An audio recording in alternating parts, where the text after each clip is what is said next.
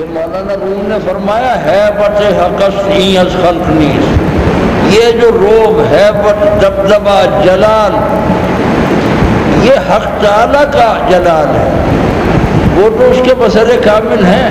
ہے بت این مرد صاحب دلق نیز، گزری پہنے ہوئے مجاہد کی مرد کی ہیبت نہیں ہوتی، اس کے قلب میں جو ہیبت حق ہوتی ہے اس کا عکس اس کے پیشانی سے آنکھوں سے ظاہر ہوتا ہے، تو پھر لگتا یہ ہے کہ اس کی پیشانی کی اور اس کی آنکھوں کی ہیبت ہے، حالانکہ وہ اس کے قلب میں جو ہیبت حق اس کا انعکاس ہوتا ہے۔ اس کا جب انعکاس ہوتا ہے تو اسی انعکاس کا ثبوت اور اس کے حقائق خصائص نبی کے طور پر آتے ہیں ان آیتوں میں۔ سنلقی فی قلوب الذین کفروا الرعب، سألقی فی قلوب الذین کفروا الرعب وقذف فی قلوبہم الرعب وقذف فی قلوبہم الرعب۔ رسول کریم صلی اللہ علیہ وسلم کی حیات اقدس، ان کی حیات اطہر و اعظم، ان کی حیات انور کے تابناک ایام، ان کی حیات انور کی عظیم پراسرار ساری راتیں، ایک ایک کا فیضان،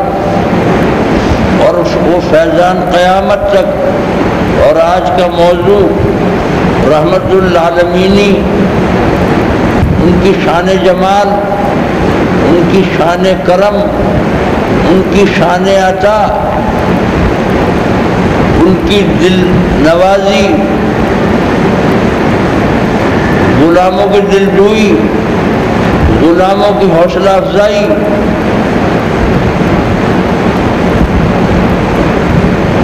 ان کے قلب اطہر کا گداز، ان کا درگزر، ان کا تحمل، یہ ان کی سیرت انور کا غالب پہلو۔ لیکن دوسرا پہلو نظر انداز کیا جائے، اس پہلو کے فیضان کی طرف توجہ نہ ہو، اس فیضان میں جو انوار ہے، جو برکات ہیں اور وہ قوتیں ہیں۔ سورہ احد، غزوہ احد، غزوہ بدر، غزوہ احزاب، فتح مکہ کے حقائق کے سیاق و سباق میں حضور صلی اللہ علیہ وسلم کے روب،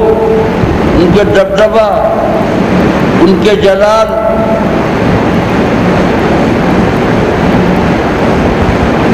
فتح و شکست سے بے نیاز ہو کر آستاذ الہی سے نہ ٹوٹنے والی وابستگی، تقویٰ کا پورا اہتمام،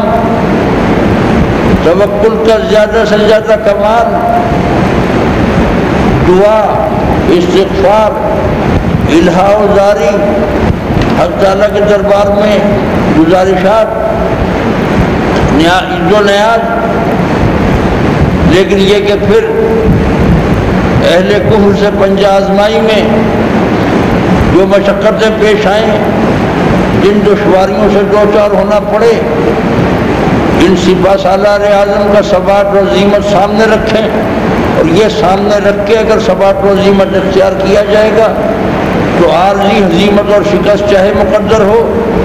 لیکن آخری فتح و نصرت، اور وہ نصرت ربانی سے، اسلحوں سے نہیں، مادی وسائل سے نہیں، اپنے جیسے وسائل کو جمع کر کے ان وسائل پر تکیہ کیے بغیر خالق وسائل اور خالق اسباب کی تائید اور امداد اور نصرت پر تکیہ، اور اس جذبے کے ساتھ کہ معرکہ گرم تو ہو لے دو خوریزی کا، پہلے تلوار کے نیچے ہم ہی جا بیٹھیں گے۔ حضور صلی اللہ علیہ وسلم نے فرمایا کہ جو کلمہ گو شہادت کی تمنا لیے بغیر دنیا سے گیا، شہادت حاصل ہوئی کہ نہیں؟ وہ ایمان کی موت نہیں آئی، منافقت کی موت آئی۔ کم سے کم شہادت کی تمنا ہمارے قلوب میں ہونی چاہیے، اور اے کاش کوئی ایسے امیر المجاہدین ہوں جو امیر المجاہدین ہونے کی 1/10 فقہی شرائط پوری کرتے ہوں۔ اب یہ گفتگو کا ذرا نازک اور پیچیدہ مقام آ گیا، اس لیے میں خاموشی اختیار کرتا ہوں۔ ربنا تقبل منا انک انت السمیع العلیم وتب علینا انک انت التواب الرحیم۔